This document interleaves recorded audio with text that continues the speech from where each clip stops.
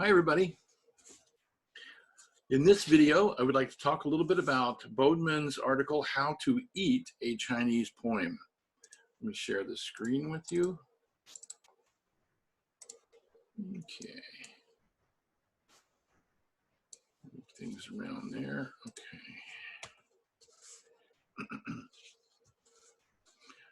So, Dr. Bodman is Associate Professor of Chinese and Asian Studies at St. Olaf's College, and that's in the United States. So a Chinese poem, like an artichoke, has an outside and an inside, and the inside is the best. There is the language of abstractions, sorrow, truth, longing, and the language of sensory images. The former, sorry, let me just back up a second. So there is the language of abstractions and the language of sensory images. Those are two different things. The language of abstractions, so in the poem would be abstract concepts like sorrow, truth, joy, and longing. And the language of sensory images, the touch of the wind, so the feel that the person, the poet is discussing. So the former, so the language of abstractions, is easiest for someone who is non-Chinese to understand, but not very tasty. You can understand it, but it's not very exciting. It's not very interesting, very abstract. So the latter, the language of sensory images, is tasty, but hard to understand. The Chinese poem does not have a message. It has a taste. Says Bodman, a truth that cannot be put into words. Lao Tzu, for instance, the famous founder of Taoism, said, "True words are not beautiful, and beautiful words are not true." Zhuangzi, the second greatest Taoist of ancient times, said, "Words exist to catch meaning. Once the meaning is caught, words can be abandoned." The I Ching says, and the I Ching is the ancient Chinese religious and philosophical text, says words do not exhaust meaning. So that "to" should be "do." Do not exhaust meaning. Sorry for the typo there. Poetry often deals with this paradox by presenting the reader with its own paradoxes, often by placing abstract and imagistic language side by side. Tao Ch'ien, and there's his dates there, was a Confucian gentleman who retired to write bucolic poetry. His best-known series of poems was titled On Drinking Wine.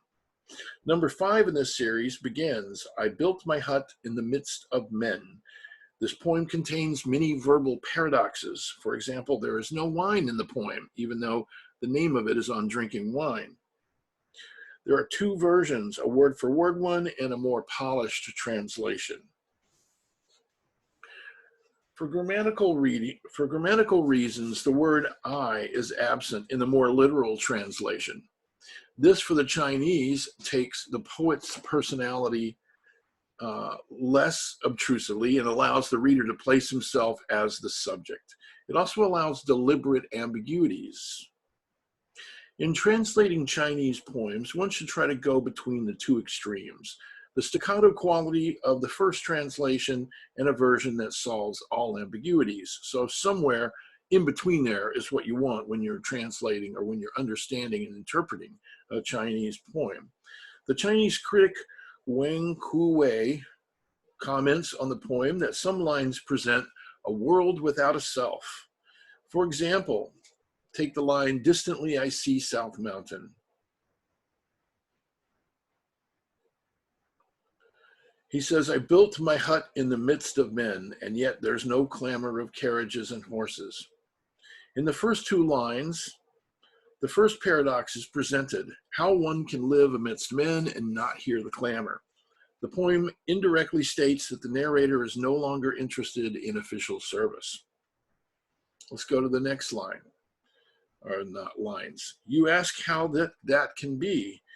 If your heart is distant, your place becomes remote of itself."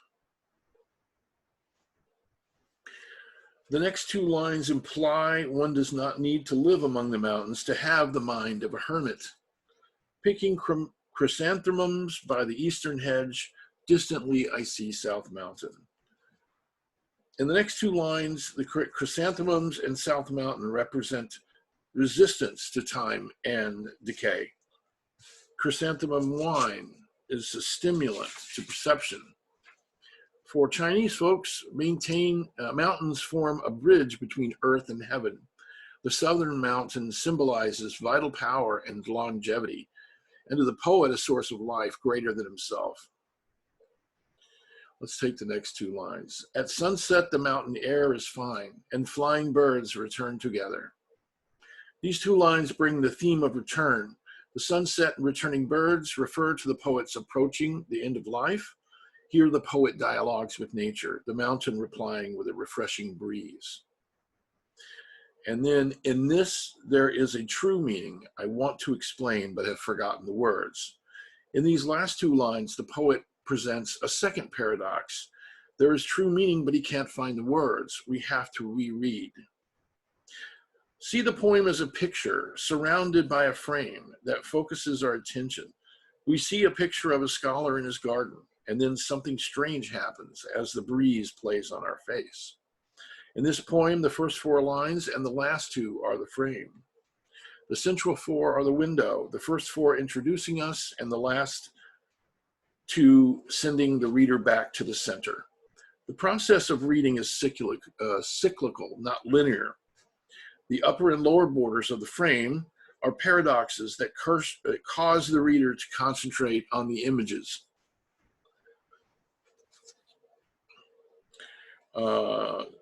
Zhong, a 6th century critic, said, "Although a text is finished, there is no end to the meaning. Let all those who taste of it never reach satiety, and those who hear it be moved in their hearts." In the frame, the words are in general abstract language that cannot express truth. Within the window, we no longer hear the poet's voice. We see and feel. Suddenly, we see with the poet's eyes, and we have lost our own self. The highest level of the poem is when there is no human subject, no self at all, only direct experience of the breeze and appreciation of the birds. The window of the poem shows us a cycle of movement. We see the poet close up, then the distant mountains. Finally, we feel the breeze on the poet's face. The theme of return is implicit in the poem.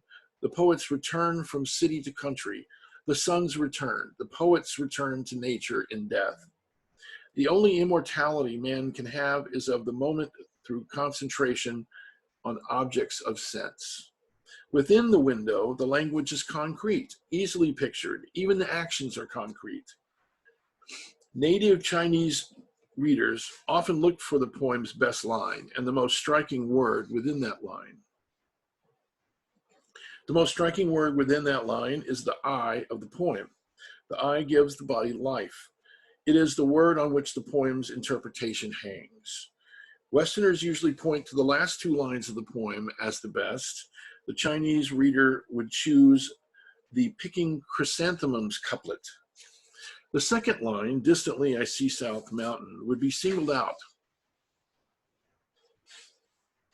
This line admits many complementary interpretations, as distantly describes both the poet's mind and the mountains. The poet shares detachment with the mountain. Seeing the South Mountain is an act of insight. By putting distantly and see, separation and closeness together, the South Mountain seems to jump suddenly before our eyes. The choice of, and I know I'm probably murdering these Chinese words, sorry about that. The choice of Ch'ien, to see, rather than the more usual Wang, to gaze at, is to save the world without a self. It implies seeing without consciously trying to see. Ch'ien is the eye of the poem, to see. A Chinese poem is like an artichoke. The reader must peel the layers. The poem also operates on us, dismantling our protective shell of intellect, slowing our constant flow of thought. We are drawn into a world in which the moment is eternal and the self is forgotten. The poem has eaten us. And now here's a picture of a guy doing a handstand on a street light. I hope this video has helped you understand this very interesting article. Thank you for your time and attention. Bye-bye.